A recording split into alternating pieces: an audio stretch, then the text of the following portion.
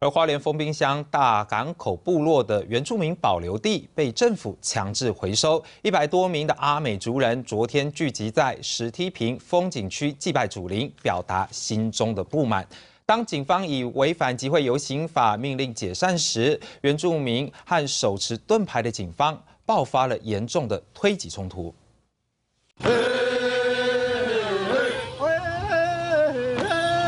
原住民手牵手，用唱歌的方式向祖灵祈祷。这时，警方举牌警告违反集会游行法。你们的行为违反集会游行法第25条的规定，第一次举牌警告命令马上解散。警方的驱散动作反而激怒现场近100名原住民的怒火，发生第一波推挤冲突。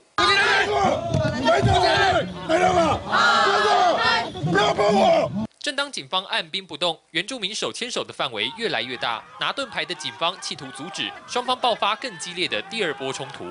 好，围起来，围起来，这样围起来！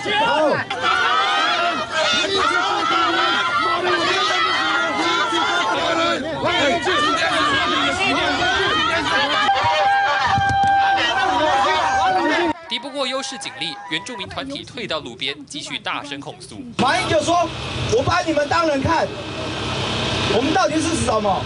把我们列为文化遗产，我们只是会唱歌跳舞的玩偶。没有，我们完全是用推挤的，把这个相关的人啊，把这个民众要使用车辆的这个权利啊，把它空出来。只因为丰滨乡公所把保留地的证明弄丢，却要原住民付出无家可归的代价。他们扬言继续抗争，讨回属于原住民的土地。